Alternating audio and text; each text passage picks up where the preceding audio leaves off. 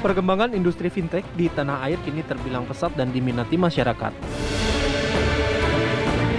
Penarikan pinjaman secara online di perusahaan fintech dirasa lebih mudah dan cepat, sehingga masyarakat tidak perlu lagi pergi ke bank.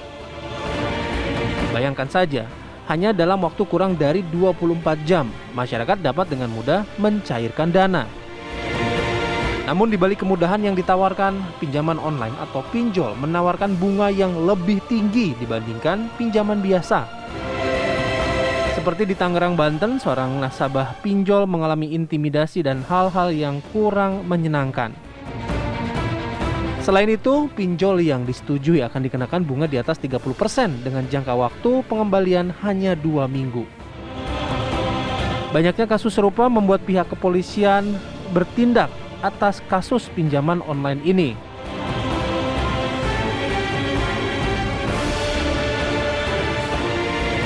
Ada 86 karyawan perusahaan pinjaman online yang digerebek polisi di Sleman, Yogyakarta pada Jumat dini hari. Mereka diangkut menggunakan 2 bus dan 1 truk dengan pengawalan ketat aparat bersenjata lengkap. Selain itu, polisi juga menyita 105 unit komputer dan 105 unit telepon genggam. Selanjutnya, proses penyelidikan ini akan dilakukan di Treskrimsus Polda Jawa Barat untuk menentukan status hukum ke-86 karyawan ini. Jajaran Polda Metro Jaya turut menggerebek 2 lokasi masing-masing di sebuah ruko di Kecamatan Cipondoh, Kota Tangerang dan Cengkareng, Jakarta Barat. Penangkapan ini dilakukan sejak hari Selasa 12 Oktober lalu. Para tersangka berperan mengirimkan SMS berisi penagihan utang berisi ancaman kepada para peminjam. Tim TV One mengabarkan.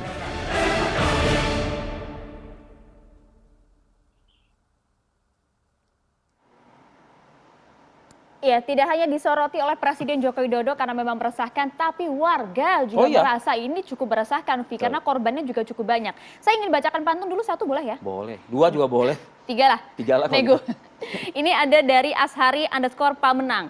Jangan pergi ke kota Tegal kalau cuma sendirian saja. Jangan sampai terjerat pinjol ilegal, karena itu menyengsarakan saja. Betul, karena banyak pengakuan ya dari beberapa korban pinjol ilegal ini yang dirugikan sekali begitu. Nah, ini kita pagi ini kembali menghadirkan sejumlah korban dari pinjol ilegal dan juga ada tidak tahu apakah sudah meninggalkan dunia pinjol ilegal ini atau masih berkecimpung dengan perusahaan pinjol ilegal. Ini ada debt kolektor. Ini orang yang kemudian erat hubungannya dengan Anda, para peminjam di pinjaman online. Nanti kita akan kulik-kulik juga, sudah terhubung ya. Langsung saja kita sapa. Ada Mas SF, ini salah satu korban pinjaman online. Kemudian juga ada Mas R, ini adalah yang tadi disebutkan Arif Fadil, ada debt kolektor. Nanti kita tanya masih berkecimpung di dunia pinjol ilegal atau tidak. Dan juga ada Mas Pratama Persada, ini pakar keamanan cyber. Assalamualaikum, selamat pagi semuanya. Selamat pagi Bapak-Bapak semuanya. Waalaikumsalam warahmatullahi wabarakatuh. Ya, sehat semua ya, Anda bertiga ya. Saya ingin langsung ke R terlebih dahulu ya.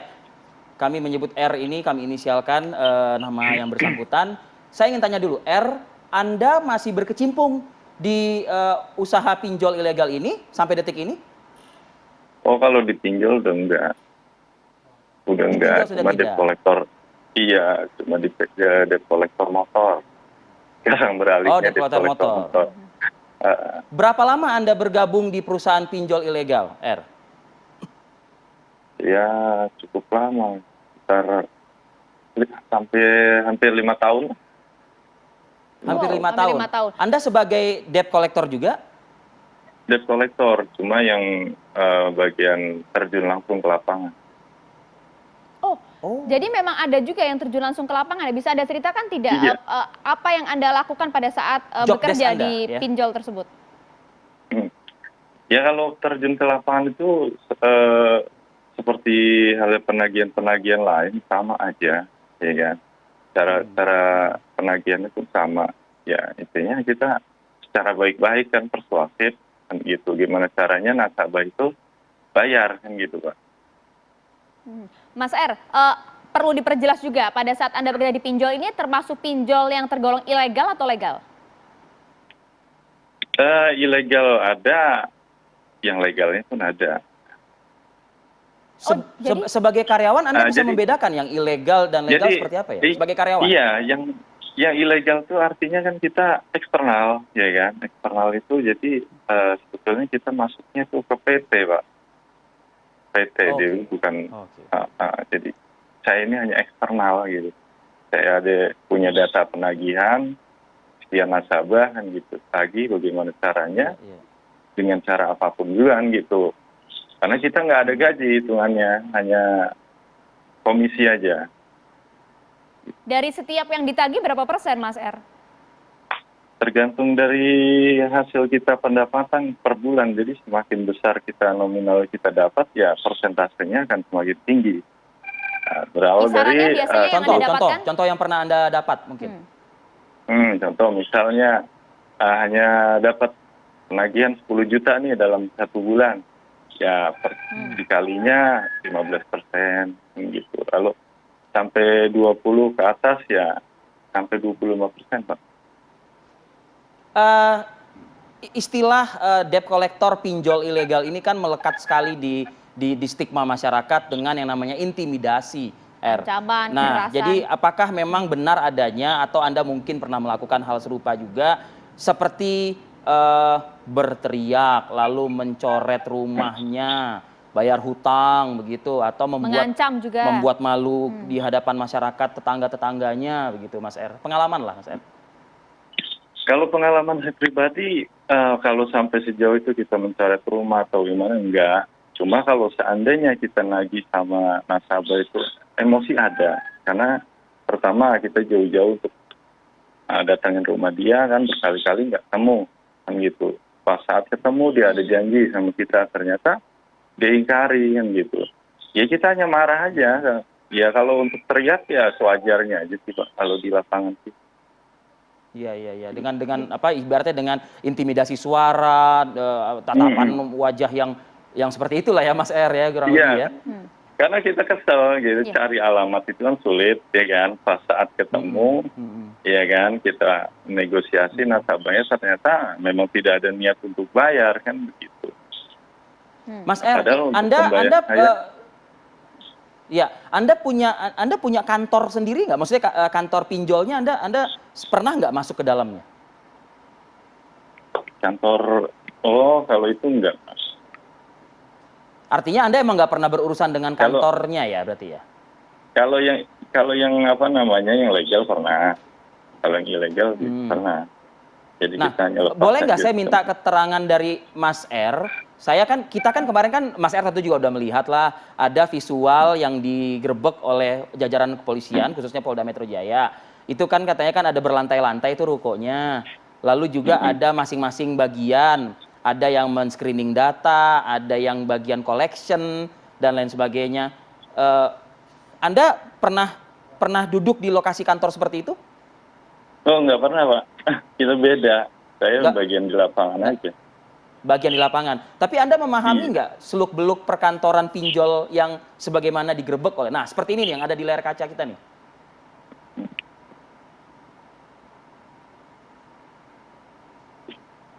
Sambil mungkin menceritakan gitu, pernah Anda masuk ke perusahaan yang seperti ini kondisinya? Kalau hanya melihat, udah pernah seringan gitu. Karena kita setiap ketemu sama atasan juga kan harus ke atas kan gitu. Nah, kalau untuk kegiatan dia sendiri, ya kita nggak tahu seperti apa. Nggak tahu ya. Soalnya kan ada pernyataan dari pihak kepolisian, ada juga bagian collection yang job desk-nya itu adalah merekayasa intimidasi buat korban gitu, seperti pornografi dan lain sebagainya. Pernah nggak Anda melihat sekelebat atau sekilas di ruko tempat yang pernah Anda masuki itu? Oh, nggak pernah, Pak. Oke, baik. Saya coba mau ke Mas SF dulu ya. Iya. Oke, siap. Mas SF, Anda apakah juga pernah didatangi oleh debt collector secara langsung melakukan penagihan kepada Anda misalnya? Oh, sampai saat ini sih belum sih. Mereka biasanya cuma hanya by telepon aja untuk penagihan dan juga untuk melalui pesan singkat WhatsApp. Kalimatnya seperti apa? Kalimatnya seperti apa? Ada unsur-unsur ancaman intimidasi tidak? Oh, ancaman sih ada. Intimidasi gitu itu. Memang biasanya melalui telepon itu biasanya kata-kata yang disampaikan itu ya bahasanya agak kasar. Contoh-contoh, Mas. Mungkin yang kasar banget nggak Contoh. usah diucapkan kali ya. Gimana tuh, misalnya gimana? Ya apa ya, dia bilang, bangsat, punya utang harus bayar, Oke. kayak gitu. Heeh. Oh, oke. Dan juga kalau melalui pesan WhatsApp itu pernah sih saya dapat informasi bahwa dia akan menyampaikan ke pihak perusahaan di mana tempat saya kerja dan akan bicara dengan bos atasan saya agar saya dipecat gitu Oke. di tempat saya bekerja. Faktanya sampai juga nggak ke pihak kantor teror tersebut? Atau ke teman-teman Anda misalnya? Belum. Kalau ke teman-teman iya, ke atasan saya juga ya ada pernah menelpon bahwa atas nama ini punya utang di sini harus segera dibayarkan gitu. Dan atasan saya juga pernah menegur saya. Saya bilang, oh iya Bu, masalah itu sudah saya selesaikan. Oh, oke. Mempengaruhi kinerja Anda di perusahaan? Oh ya pastilah, karena kan saya sendiri juga nggak berharap sampai ke arah situ gitu kan. Ini kan hubungannya hanya personal aja antara saya dengan perusahaan peminjaman itu. Pinjol. Saya juga nggak nyangka Mas kalau SF? sampai ya. Mas EF Ya, Mas melakukan Ari. pinjaman Ya. berapa dan ditagihkan berapa? Salah satu contoh aplikasi memang sih saya pernah pinjam itu nilainya 2 juta ya. Tapi saya cuma terima 1.200.000 dan tenornya itu Total hanya yang harus 7 hari. dibayarkan? 2 juta. Oke. Jadi 2 kali selisihnya lipat itu, jatuhnya ya? iya, selisihnya itu mereka sih nggak bilang bunga tapi biaya pengelolaan gitu. Nah, Anda Cuma kesulitan dengan jangka melakukan waktu. pembayaran? Iya, pada saat itu ada beberapa yang kesulitan. Oke. Karena Tapi jangka apakah waktunya Anda juga tahu syarat-syarat itu? Kayak jangka waktunya hanya 7 hari, kemudian biaya operasionalnya seperti apa? Anda tahu tidak pada saat akan meminjam ini, Mas? Jadi pada saat apply aplikasi memang di situ kan tertulis 91 hari sampai 120. Nah pada saat kita melihat di aplikasi itu, saya tuh pengen ngelihat nih jangka waktu berapa nih,